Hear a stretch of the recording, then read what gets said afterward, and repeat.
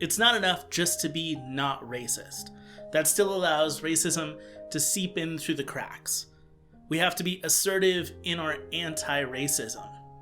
And as somebody who has a background in history and analysis on the Disney Company, I thought it would be best to tell a story about Walt Disney himself. Historical fiction has always had its place at the cinema. It's a great way of telling a little bit of a historical lesson in a 90-minute film. America's rough history with slavery isn't an easy thing to watch depicted up on the big screen, but it is important to see. A film like 12 Years a Slave can teach us about how it wasn't even safe to be a free man in the North. A movie like Glory can teach us about how African Americans were soldiers in the Civil War and what they really felt about it. These depictions can be seen as opportunities to open up discussions between friends and family. They speak to a historical accuracy, but they are also deemed anti-racist. We can look back at history through the eyes of these films and see why slavery was so wrong. On the flip side of these films, though, is one of the most unfortunate blemishes in Hollywood history that just so happens to fall in the lap of Walt Disney, and that's the Song of the South.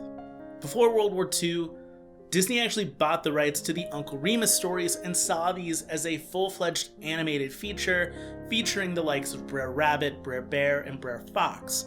This would look very similar to the animated portions of Song of the South, taking the stories off the plantation altogether. But after World War II, there wasn't a lot of money at the Walt Disney Studios. The shorts that they had been making were really government-funded propaganda pieces, and the movies that they did make didn't get any money coming in from overseas markets. So they were limited in the amount of money that they could make on any film that they were putting out.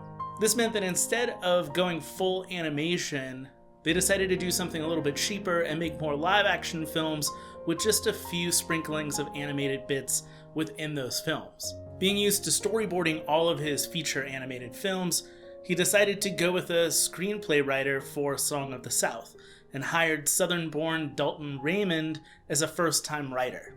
Knowing that Song of the South would be a difficult film to tackle, Disney also hired a consultant for the film, African-American writer and actor Clarence Muse. Muse would suggest making the African-American characters in the story more dignified. The story would be taking place after the Civil War, these slaves would have been freed, and maybe a little bit more educated. But Dalton Raymond, as a Southern writer, decided to stick to stereotypes of whites and blacks. And because of that, Muse decided to quit his job as the consultant for Song of the South. On top of Muse leaving, Walt Disney was asked by the executive secretary of the NAACP to see a rough draft of the script, but Walt declined. The same could be said for the director of the American Council for Race Relations, a complete decline on seeing the rough draft of that script. And maybe it was because Walt feared that the movie was actually really taking a white Southern slant thanks to its writer, so he once again added another person to consult for the film. Studio writer Maurice Raff would step in as the consultant. Being a leftist and a Jewish man, he understood maybe a little bit more what it would be like to write sensitive material or be able to not offend people with your film. At least that was probably Walt's thinking on the matter, but Maurice Raff looked at the screenplay and thought, absolutely not, we should not make this film, but Walt asked him to then rewrite the screenplay. Raff was upset with the words massa and blackie and the very fudged timeline of when this film actually occurred. And when he tried to step in and make those positive changes, Dalton Raymond would once again clash with him and Raff would leave the project. Now, if you haven't seen Song of the South, which I'm assuming most people haven't since it was never put on home media and has never been in theaters since the early 1980s, let me just break down a little bit of what this film is like. Johnny gets dropped off at his grandparents' plantation, and he's white. And he befriends an African-American man that lives on the plantation named Uncle Remus. And Uncle Remus happily tells him stories of Brer Rabbit. Johnny would also befriend Toby, a young African-American boy, and Jenny, a young white poor girl. There's also a tar baby in the mix-up, as well as a lot of stereotypes of white people and black people and how they lived. And the film, as you watch it, you really have no idea of when this story takes place. Is it before the Civil War, after the Civil War? Does Uncle Remus live on the plantation because he's a slave, or is he a free man?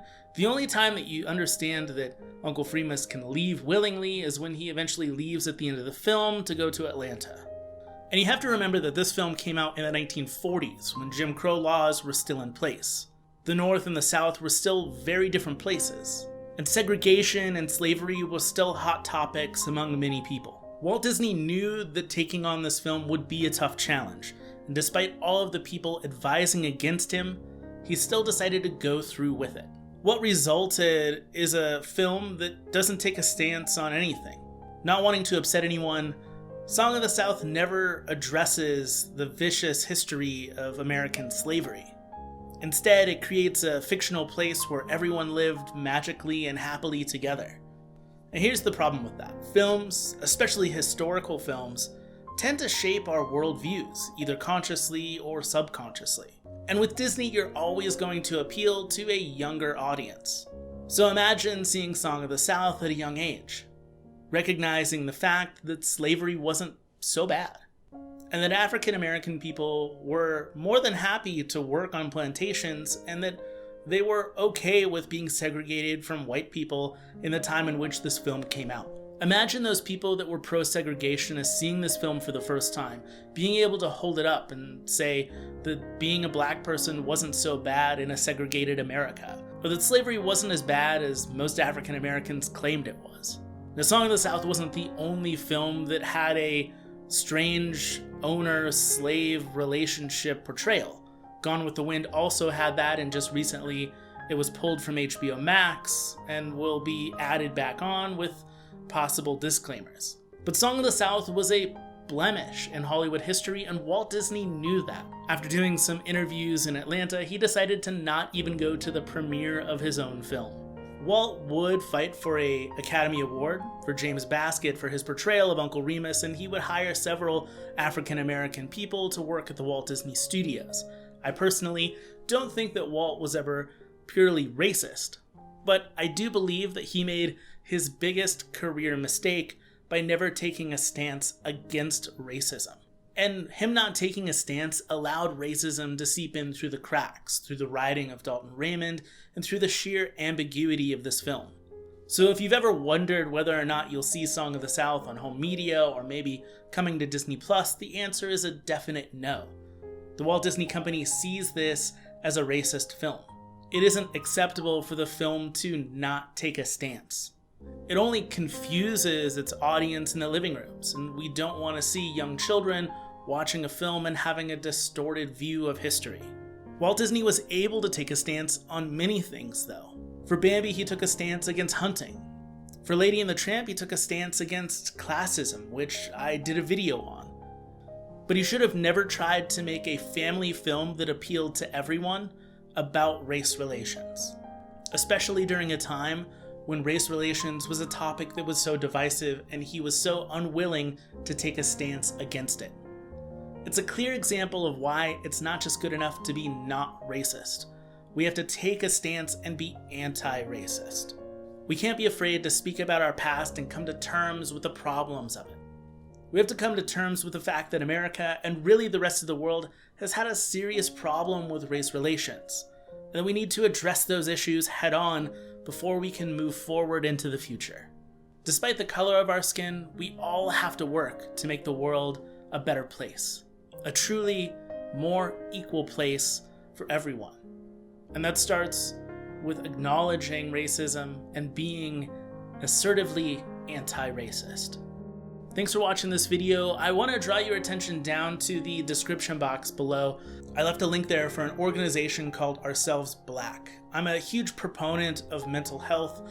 It's something that in the past few years has gotten me through a lot of different things, being able to go see a counselor and talk through my problems. Ourselves Black is able to provide that for them. So if you'd like to check out that organization, you can donate to them, as well as you can click the video right over here and you can see their video that just came out recently about riots and protesting and race relations and everything that's kind of going on right now in the year 2020 as I'm making this video. So check it out. And as always, my friends, be kind to each other and keep on moving, people.